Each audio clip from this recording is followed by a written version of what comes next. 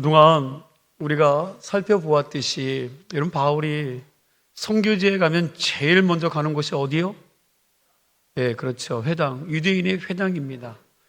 회당에 가서 구약 성경을 아는 디아스포라 유대인들과 유대교로 개종한 이방인들이 있었기에 그들에게 복음을 전하기가 상대적으로 쉬웠기 때문에 회당을 찾은 겁니다.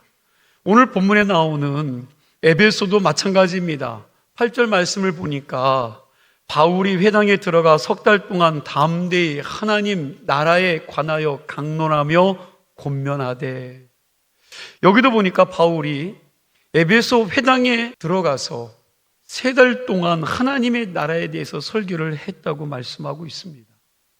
바울이 어느 지역에 가서 짧게 머무르게 되면 예수 부활에 대한 설교를 많이 했고요, 길게 머무르게 되면 하나님 나라에 대해서 설교를 했습니다. 데살로니가 같은 경우는 3주밖에 머물지 못했는데 에베소에서는 긴 시간 머물면서 회당에서만 석 달 동안 하나님 나라에 대해서 설교를 한 겁니다. 그런데 에베소 교인들 중에 바울의 설교를 잘 안 듣고 비방하는 자들이 있었습니다. 그러자 바울이 장소를 두란노 소원으로 옮겨서 말씀을 강론했다고 9절은 말씀하고 있습니다. 우리 9절 말씀 뜻을 생각하면서 함께 있습니다. 어떤 사람들은 마음이 순종하지 않고 우리 앞에서 이 돌을 비방하거늘 바울이 그들을 떠나 자제들을 때려 세우고 두란노 소원에서 날마다 강론하니라. 아멘. 한국의 두란노 소원은 오늘의 교회에서 목회하시다가 하나님의 부름을 받은 하용조 목사님이 세운 출판사 이름인데, 에베소에 있는 두란노 소원에서 이 출판사의 이름을 가지고 온 겁니다. 원래 두란노 소원은 이방인들의 학술원입니다. 다시 말하면 철학을 가르치는 아카데미라고 할 수 있는 곳입니다. 이 두란노 소원은 두란노라는 사람이 그 장소를 바울에게 빌려주어서 두란노 소원이 되었다는 말도 있고요, 두란노라는 철학자가 이 자리에서 사람들에게 철학을 강론했었는데 바울이 그 자리를 빌려서 말씀을 강론했기에 두란노 소원이라고 말도 한다는 이야기도 있습니다. 어떤 것이 정확한 건지는 모르겠습니다. 어찌됐든 이 두란노 소원은 아침 저녁으로 문을 열었습니다. 아침 저녁으로 문을 열다 보니 오전 11시에서 오후 4시까지는 강의가 없는 거예요. 사도 바울이 그 빈 공간의 시간을 빌려서 그곳에서 성경을 강론한 겁니다. 오늘 본문 10절에서는 2년 동안 그렇게 했다라고 그랬는데 나중에 에베소 교회 장로들에게 얘기할 때 보면 3년으로 되어 있습니다. 사도행전 20장 31절인데 함께 읽어볼까요?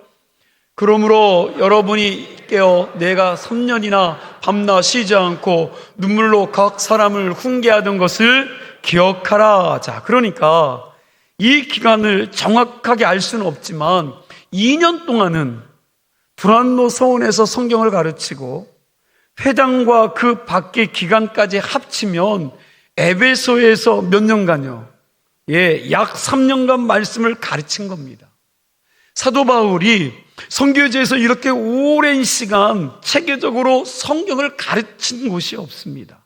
그런 면에서 두란노 소원은 지금식으로 이야기하면 신학교라고 할 수 있어요. 신학교. 여기 에베소 두란노 소원에서 복음을 받고 말씀 훈련을 받은 사람들을 통해서 요한계시록에 나오는 소아시아 지역에 있는 7교회가 세워진 것입니다. 계시록에 나오는 7교회만이 아니라 그 이외에도 아시아의 수많은 교회들이 두란노 소원에서 공부한 바울의 제자들을 통해서 이 교회들이 세워진 겁니다. 그러니까 에베소 선교는 사도 바울 여러분 사역 정성기였고 황금기였다라는 거예요. 가장 많은 열매를 맺은 곳이 그곳입니다. 바울은 두란노 소원에서도 하나님의 나라에 대해서 계속해서 가르치고 설교했습니다. 에베소 사역의 주 메시지는 하나님 나라입니다. 에베소를 떠날 때 고별 설교 주제도 하나님 나라였습니다. 사도행전 20장 25절 말씀을 보니까 이렇게 말하죠. 보라, 내가 여러분 중에 왕래하며 하나님 나라를 뭐 했대요? 예, 전파였으나.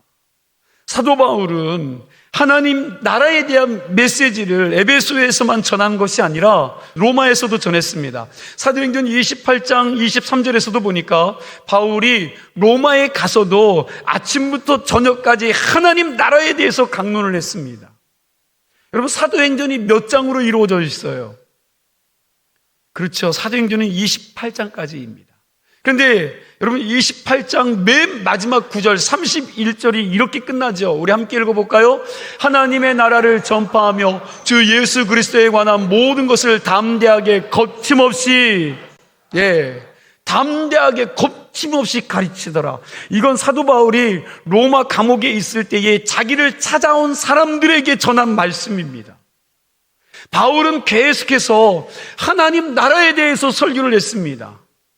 예수님도 하나님 나라에 대해서 많은 설교를 하셨습니다. 예수님이 공생의 그 사역을 시작하면서 첫 번째로 하신 말씀이 뭐예요? 그분이 첫 번째 하신 말씀이 뭡니까? 회개하라. 뭐가 가까이 왔다고요? 예, 그렇죠. 천국, 하나님 나라가 가까웠다입니다. 여러분, 하나님 나라, 하나님 천국, 천당 다 같은 말이지요. 예수님은 공생애를 시작하면서 하나님 나라에 대해서 제일 먼저 선포하시고, 그리고 우리의 삶의 제일 우선순위로 너희는 먼저 그의 나라와 그의 의를 구하라고 우리에게 말씀하셨습니다. 예수님은 천국을 중요시 여기셨기에 천국에 대한 비유의 말씀도 참 많이 하셨습니다.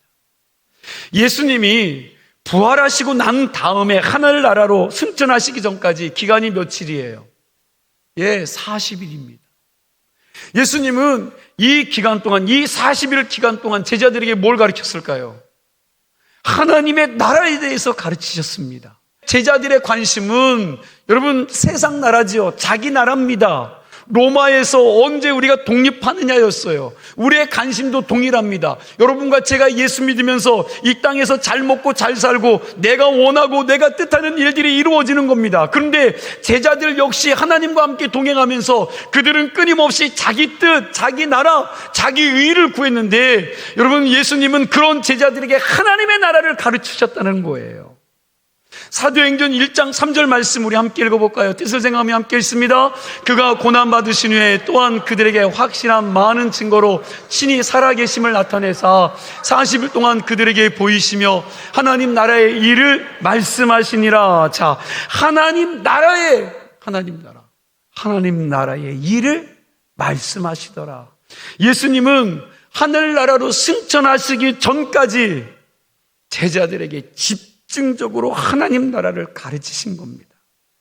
사도행전은 그야말로 하나님 나라로 시작해서 하나님 나라로 끝난다고 볼 수 있습니다. 왜냐? 제자들에게 가르치신 하나님 나라가 여러분 구체적으로 건설되고 확장되어지는 생생한 현장이 바로 어디예요? 이 사도행전의 역사이기 때문에 그렇습니다.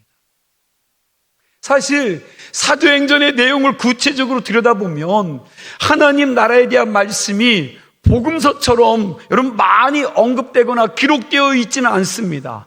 시작할 때와 끝날 때 하나님 나라가 등장하는데 중간에는요 많이 언급되고 있지 않아요. 그나마 하나님의 나라가 분명하게 언급되는 곳이 이곳 3차 선교 여행 중심지였던 이 에베소입니다. 오늘 말씀의 주제가 하나님 나라인데, 여러분, 하나님 나라가 뭡니까? 여러분, 하나님 나라가 뭐예요? 천국이 어떤 곳입니까? 여러분들 기억하실지 모르겠는데 제가 하나님 나라와 성령 충만을 얘기할 때 이것은 정치적인 용어로 해석해야 한다는 말을 많이 했습니다. 그러니까 하나님 나라는 하나님의 성령이 통치하시고 다스리는 곳이 될 때 거기가 하나님 나라라고 여러분들에게 계속 말씀을 드렸습니다.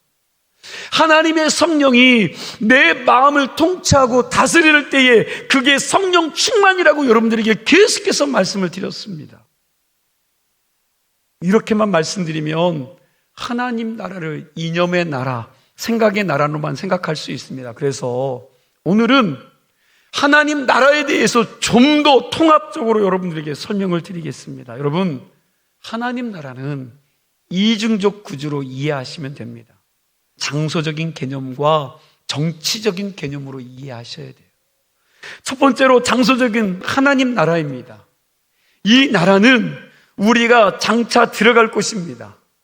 하나님의 나라는 장소도 분명히 있습니다. 고린도후서 12장을 보면 바울이 자기가 천국의 3층까지 갔다 왔다는 간증하는 모습이 여러분 고린도후서 12장에 나와요. 어떤 학자는 이때가 사도행전 14장에서 바울이 디아스포라 유대인들에게 돌에 맞아 죽을 때였다라고 이야기합니다. 그때 돌 맞아 죽었던 사도 바울이 천국을 갔다가 온 후 깨어나서 제자들에게 이렇게 말을 합니다. 사도행전 14장 22절 말씀 우리가 함께 읽어보겠습니다.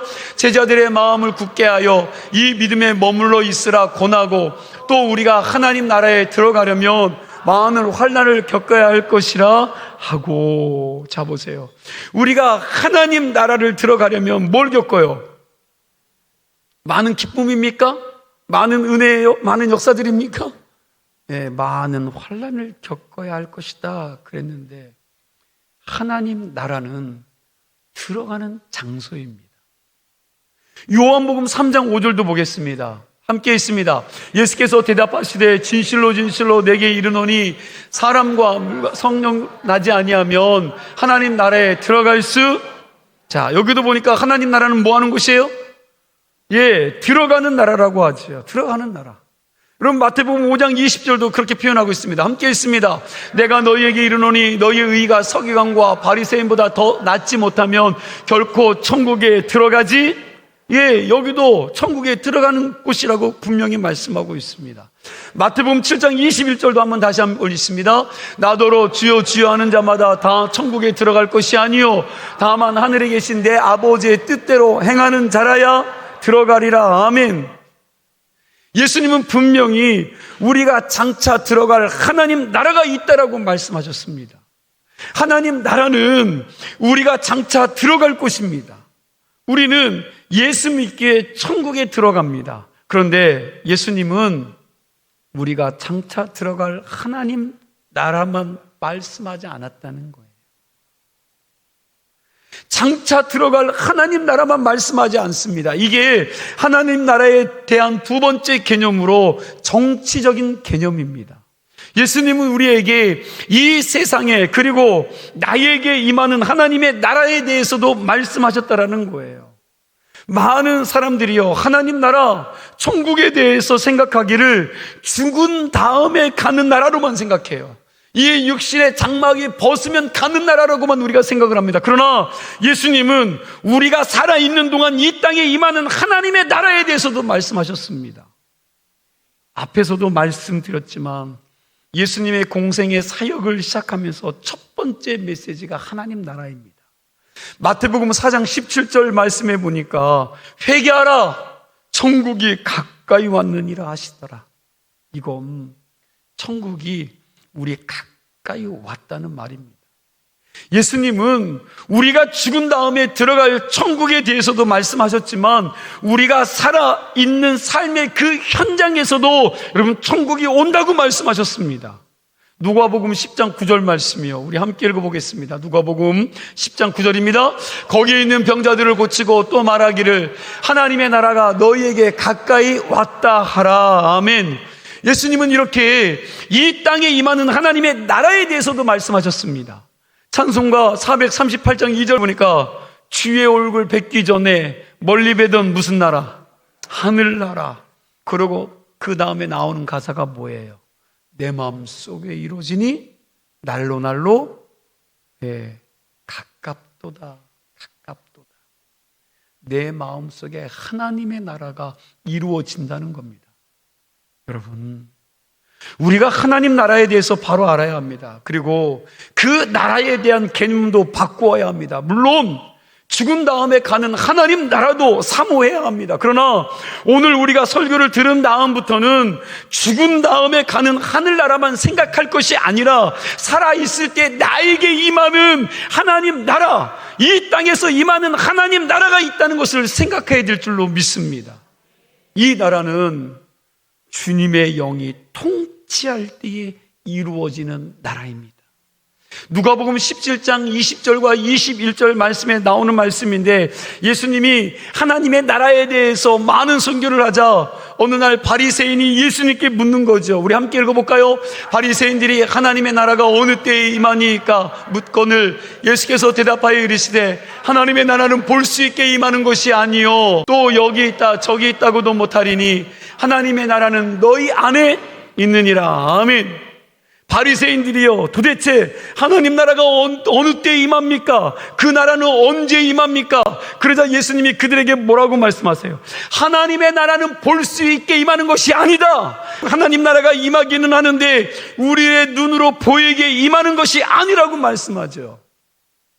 그래서 하나님 나라는 여기 있다 저기 있다 말을 못한다.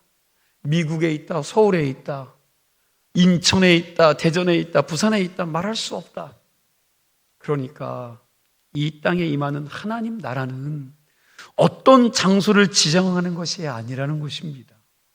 그런데 하나님 나라가 분명히 이 땅에 임한다는 거예요. 그럼 하나님 나라가 어디에 임합니까?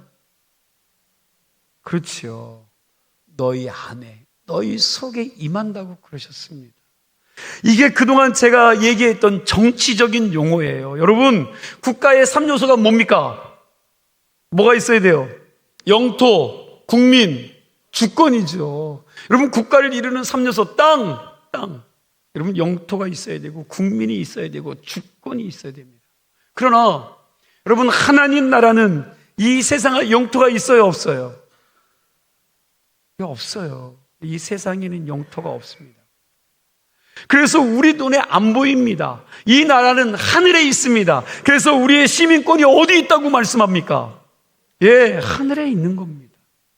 이 세상에 하나님의 영토는 없지만 그러나 하나님의 나라, 국민과 주권이 있습니다. 즉 하나님 나라 국민은 누구예요? 나. 여러분, 하나님 나라의 국민은 나고요. 주권은요? 하나님의 통치입니다. 믿으십니까? 하나님의 나라는 한 사람의 삶을 통해서 시작됩니다. 어떤 사람이 어느 날 예수님을 영접하고 예수님을 자기의 구세주로 믿고 난 다음에 결단을 합니다. 내가 이제부터는 내 마음대로 내 뜻대로 살지 않고 하나님의 뜻대로 살겠다고 하면서 내 주권을 하나님께 양도합니다. 이때부터는 내 삶의 주도권이 누구에게? 나에게 주어지는 것이 아니라 하나님께서 내 주도권을 가지고 내 인생을 이끌어 가신다고 인정하는 거지요. 그러면 그때부터 이 사람 속에 하나님의 나라가 시작되는 것입니다. 제가 못된 신앙이에요. 못된 신앙입니다. 3대째 예수를 믿고 있어요.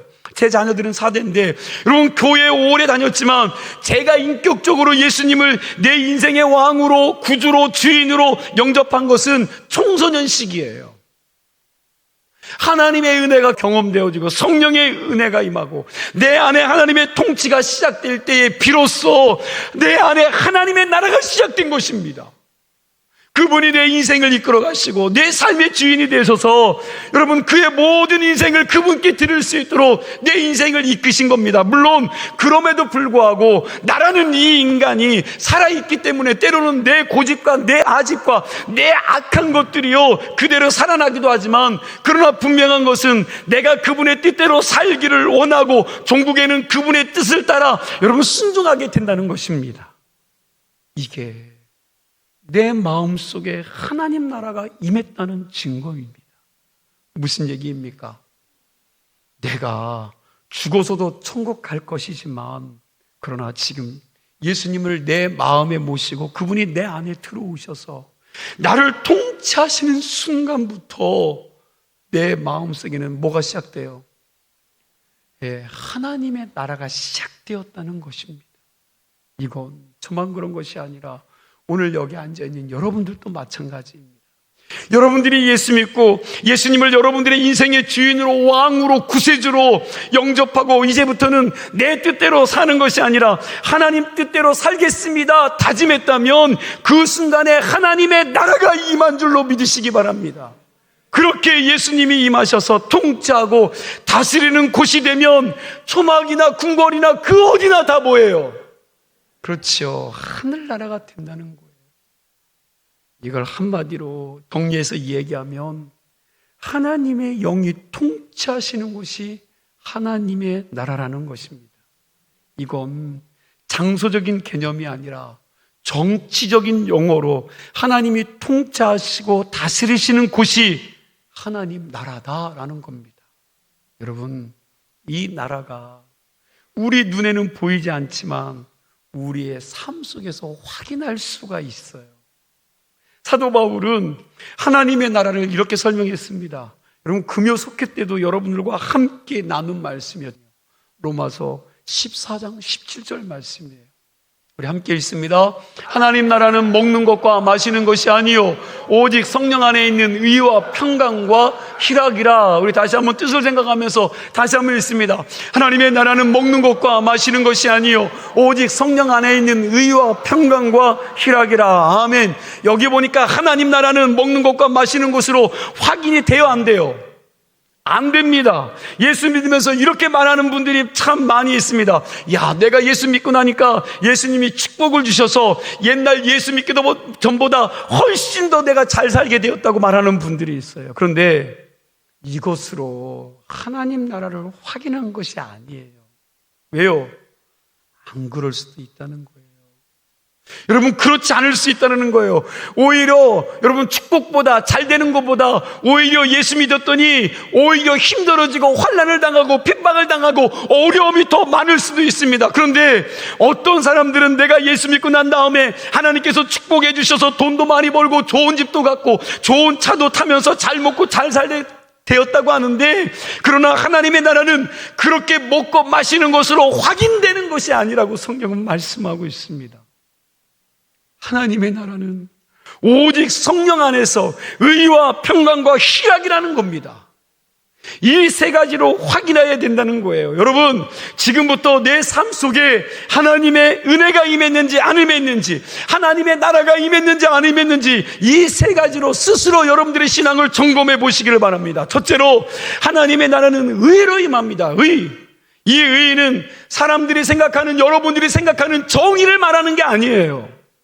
성경이 말하는 이 의는 하나님과 나와의 관계입니다. 소돔 고모라가 누가 없어서 망했어요? 의인 10명이 없어서 망했는데 성경은 노아를 의인이라고 이야기합니다. 욥을 의인이라고 말했습니다. 이 말은 노아와 욥이 정의롭게 산 사람이 아니라 하나님과 올바른 관계를 맺고 살았다라는 의미예요. 그들이 의로워서 의로운 자들이 아니라 그들이 하나님과 관계가 올바랐다라는 겁니다. 성경이 말하는 의는 하나님과의 관계가 올바른 사람을 말씀하는 거요. 하나님과 관계가 올바른 것. 그러니까 하나님 나라가 내 마음에, 내 삶 속에 임하면 무슨 일이 일어나느냐? 하나님과 올바른 관계가 맺어지면서 그런 삶을 살려고 애를 쓴다는 것입니다. 그래서 하나님 나라가 임한 사람은 하나님과 올바른 관계를 유지하려고 여러분 예배자가 돼요. 예배자. 그래서 예수님을 영접하고 하나님의 통치를 받는 사람은 반드시 예배자가 되게 되어 있습니다. 내가 하나님 나라 백성이라고 이야기하면서 내 삶에 예배가 없다면, 내 삶에 여러분 예배의 삶이 아니라면 이 사람은 스스로 속이고 있는 사람입니다. 하나님 나라가 임하고 하나님의 통치하심을 받는 사람은 예배를 드리지 않고는 견딜 수가 없는 거예요. 예수 믿지 않는 세상 사람들은 이걸 죽었다 깨어나도 이해할 수 없습니다. 그러나 하나님 나라가 임하고 하나님과 올바른 관계를 맺은 사람은 내 삶의 주인 되신 그 하나님께 예배 드리지 않는다면 너무너무 답답하고 그 인생에 여러분 힘이 들고 감당이 안 되는 겁니다. 왜? 하나님과 내가 의로운 관계로 연결되었기 때문입니다. 여러분 마음속에 하나님 나라가 임했습니까? 여러분은 하나님 나라 백성이십니까? 그럼에도 불구하고 예배드리지 않아도 아무런 불편함이 없고, 오히려 예배드리는 것이 부담되고, 오히려 속회 모임들이 부담되면, 여러분 다시 한번 나와의 관계, 하나님과 나와의 관계를 좀 점검해 보시기 바랍니다. 두 번째로 우리에게 하나님 나라가 임하면 평강이 있다는 겁니다. 평강은 히브리어로 뭐예요? 샬롬이라고 이야기하고요, 헬라어로는 에이레네입니다. 여러분, 우리가 사는 세상은 하나님과의 관계가 깨어지면서 평강이 없습니다.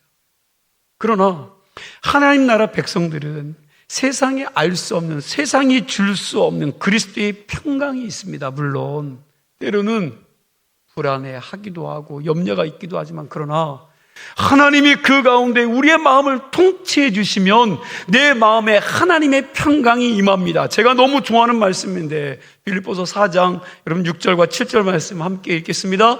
아무것도 염려하지 말고 다만 모든 일에 기도와 간구로 너희 구할 것을 감사함으로 하나님께 아뢰라.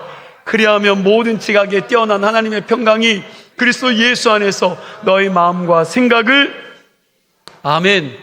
여러분, 내 마음속에 하나님의 나라가 임했는지 안 임했는지 알 수 있는 사실이 있습니다. 내 속에 날마다 염려가 있고 불안한 마음이 있다면 내 속에서 하나님 나라가 밀려난 거예요. 밀려난 겁니다. 하나님 나라가 임하면, 그리고 내가 하나님 백성이라면 정말 궁극적인 평강이 있습니다. 세상 사람들은 도무지 이해할 수 없는 근원적인 평강과 평안이 내 속에 있습니다. 아무것도 없는데 평안합니다. 사업이 그렇게 안 되는데도 사업이 잘 되는 사람보다 마음이 더 평안합니다. 믿지 않는 사람들은 사업이 잘 되어도 이러다가 또 안 되면 어떻게 하나 하면서 불안해합니다. 하지만 하나님의 평강을 누리는 사람은 사업이 안 되고 있음에도 불구하고 모든 것을 하나님께 맡기고 하늘의 평안을 누리는 사람입니다. 죽을 병에 걸렸습니다. 죽을 병에 걸렸는데도 죽으면 천국 가는 거지 하면서 하나님께 모든 것들을 맡기며 여러분 그 안에 평안이 임하는 것입니다. 이게 내게 하나님의 나라가 임한 증거입니다. 세 번째로 하나님 나라가 임한 증거는 희락입니다. 내가 예수 믿었더니 우리 자식도 잘 되고 장사도 잘 되고 옛날보다 더 잘 살게 되었다고 말은 하는데, 여러분 그 삶 속에 기쁨이 없고 끊임없이 원망과 불평이 있다면 그 사람 마음에 하나님의 나라가 임한 게 아니에요. 임한 게 아닙니다. 하나님 나라가 임한 사람은 여러분 옛날보다 사업이 안 되고 옛날보다 더 어려운 삶을 산다고 해도 갑자기 여러분 주식이 올라가 대박 난 사람보다, 어느 날 로또를 사는데 로또 복권이 당첨된 사람보다 여러분 그 사람은 더 기쁜 삶을 살아가는 거예요. 그러니까 내게 하나님 나라가 임했다는 증거는 세상적 기준으로 내가 예수 믿기 전보다 더 잘 먹고 더 잘 살게 되었다는 것이 아니라는 겁니다. 내가 하나님 나라가 임했다는, 내게 하나님 나라가 임했다는 것은 죄로 인해 하나님을 떠나 있던 내가 복의 근원 되신 하나님께 다시 돌아가 그 아버지와 자녀의 관계가 회복되어 살고 있는지, 내 삶에 평강이 있는지, 내 삶에 세상이, 돈이, 권력이, 명예가 줄 수 없는 희락과 기쁨이 있는지를 확인되는 것입니다. 이것이 내 삶 속에 하나님의 나라가 임했다는 증거예요. 그래서 하나님이 주인된 하나님 나라 백성들은 세상이 알 수 없는, 그리고 세상이 줄 수 없는 평강과 기쁨을 누리며 사는 줄로 믿으시기 바랍니다. 여기서 하나 더 생각할 것이 있습니다. 성경은 우리 마음에 두 주인을 섬길 수 없다고 했습니다. 여러분, 한 나라 안에 두 왕이 있다고 한번 생각해 보세요. 두 왕이 공존한다고 생각해 보세요. 여러분, 한 나라의 두 주인이 통치할 수 있습니까? 그럴 수 없어요. 만약에 한 나라의 두 주인을 섬긴다면 여러분, 그 나라 백성들은 날마다 분열하고 피 터지게 싸울 수밖에 없습니다. 이 주인 눈치 보랴 저 주인 눈치 보다 여러분, 전쟁 같은 비참한 인생을 살아갈 수밖에 없다는 겁니다. 그런데 여러분, 왜 자꾸 두 주인을 섬기려고 하십니까? 여러분, 믿음이 있다고 신앙인이라고 말씀하시면서 왜 두 주인을 섬기시려고 해서? 소속을 분명히 하시기 바랍니다. 하나님의 나라 백성입니까? 그렇다면 하나님의 통치를 받으세요. 하나님의 통치를 받는 자들이 되시기 바랍니다. 여러분들이 진정 원하는 것이 죄악과 함께 먹고 마시며 이 세상을 누리는 것입니까? 만약 진정으로 여러분들이 추구하는 것이 멸망당할 이 세상에 함께 썩어질 이 세상의 부귀영화라면 여러분, 그걸 구하는 곳, 그걸 주는 곳, 여러분 그곳으로 가시면 됩니다. 그러나 영원한 하나님 나라, 영생을 구하는 성도라면 영생의 주인이신 하나님을 유일한 왕으로 바르게 섬기는 자들이 되기를 축원합니다. 여러분, 옛날 유행가 가사 중에 이런 노래가 있어요. 내 인생 나의 것. 많이 그저 흥얼거리시는 분들, 내 인생 나의 것, 내 인생 나의 것. 여러분, 그렇게 시작하는 노래인데 보통 사람들이 다 이렇게 생각을 합니다. 내가 내 인생의 주인이라는 겁니다. 내가 내 인생의 주인이고 왕이라고 생각하기에 내 삶의 모든 결정을 내가 원하는 대로, 내가 생각하는 대로, 내 뜻대로 합니다. 내가 내 인생의 왕이고 주인이니까 그렇게 살아가는 것입니다. 그런데 하나님 나라가 내 삶에 임하면, 여러분, 하나님 나라가 우리의 인생 가운데 임하면 내 나라와 하나님 나라 사이에서 전쟁이 일어나는 거죠. 나는 이렇게 살고 싶은데 내 안에 임한 하나님 나라의 뜻은 그렇게 사는 것이 아니라고 말합니다. 그래서 내 마음속에 두 주인이 싸움을 하는 거예요. 이 마음속에 두 주인이 싸우는데 여러분, 신앙생활이 뭐예요? 영적인 전쟁이라고 하잖아요. 신앙생활은 내 나라와 하나님 나라의 전쟁인데 그때 내 나라가, 내 뜻이 계속 굴복되어지고 깨지고 패할 때 하나님 나라가 내 속에서 온전히 이루어지는 줄로 믿으시기 바랍니다. 그래서 사도 바울의 고백이 뭐예요? 나는 날마다 죽는다는 거예요. 내가 죽지 않고는 하나님 나라를 내 삶 가운데 이룰 수 없게, 여러분, 오늘만 죽고 내일은 안 죽는 것이 아니라 그의 모든 사역은 날마다 내가 죽는다는 겁니다. 내 나라는 시간이 지날수록 작아지고 하나님 나라가 갈수록 커지는 게 승리하는 신앙생활인 줄로 믿습니다. 내 나라가 무너져야 하나님의 통치하시는 나라가 되는 줄로 믿으시기 바랍니다. 내 욕심과 내 고집과 내 아집과 내 기질과 내 안 좋은 습관들이 날마다 죽어나갈 때 내 안에 그분의 나라가 왕성하게 임하는 줄로 믿으시기 바랍니다. 저와 여러분들이 이러한 영적인 전쟁에서 승리할 수 있기를 간절히 소망합니다.